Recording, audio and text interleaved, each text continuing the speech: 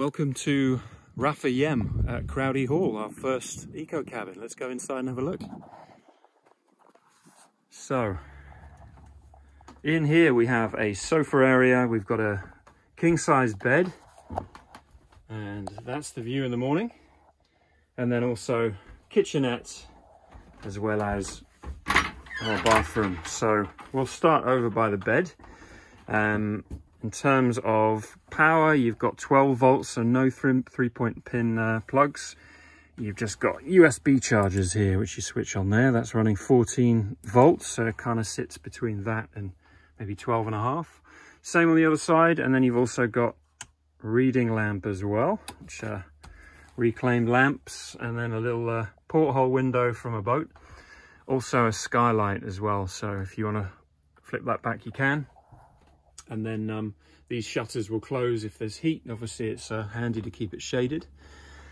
You've also got a chargeable lantern here, which you can dial up and down brightness. And then you've also got a Bluetooth speaker. Both of those can charge in any of these points here. Books, cards, you've got a compass.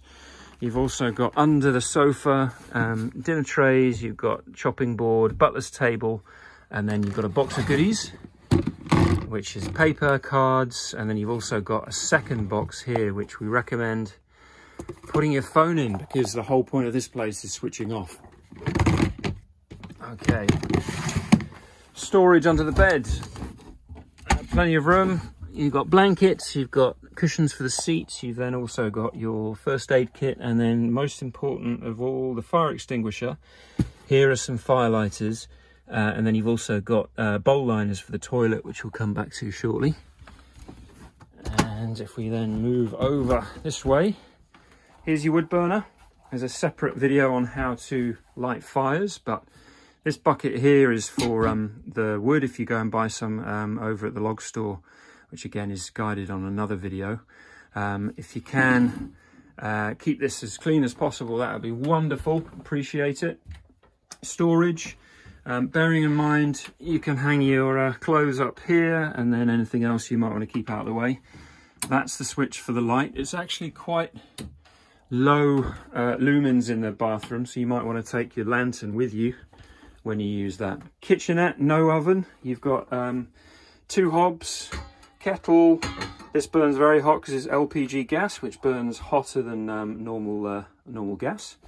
And then you've got everything else: coffee, tea, sugar, bit of olive oil here, and then if you want your lights on in the kitchen, it's this switch here, and then also underneath bins. Right, so this is your main bin for landfill. We invite you to grab another bag for your recycling, and then also under here is extra compost bins, which you will find lining the compost bin here. Fire blanket, other cleaning products there. You've got all your cutlery, and then in here you've also got things like another fire extinguisher, which is this, and then you've also got spikes. Bring some marshmallows if you want them. There's a cable here and other bits and pieces. Into the bathroom. So you've got a window here if you want a bit of air. This is essentially a tankless boiler powered hot water shower. So if you want hot water, it is this tap, and you run this, and you'll normally hear a little click from the boiler, which is just on the wall out here.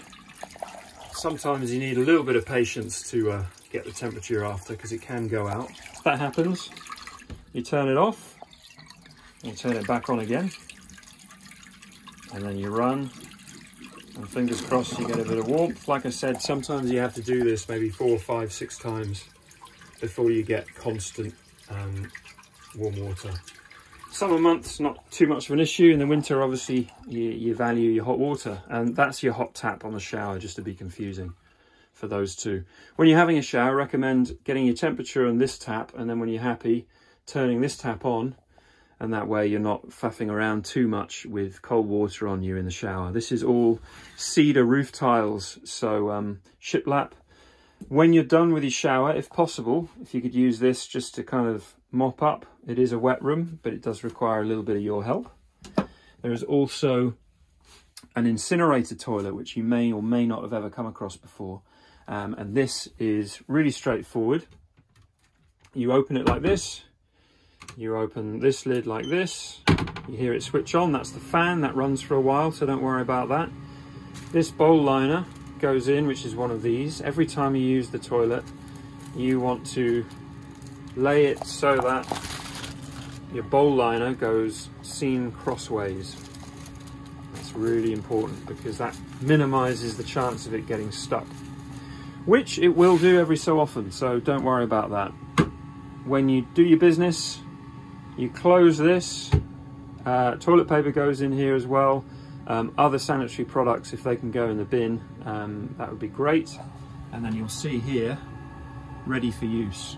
So you just press this button, 1, 2, 3, and then you'll hear the chamber open. Now my advice is open the lid when you hear the chamber open, and that gives you a chance to double check everything has fallen down into the chamber here. And that might involve using a bit of paper to help. And then you close it and you'll hear it shut. And then it will say incineration in progress. If anything gets stuck, you just press this button for 10 seconds.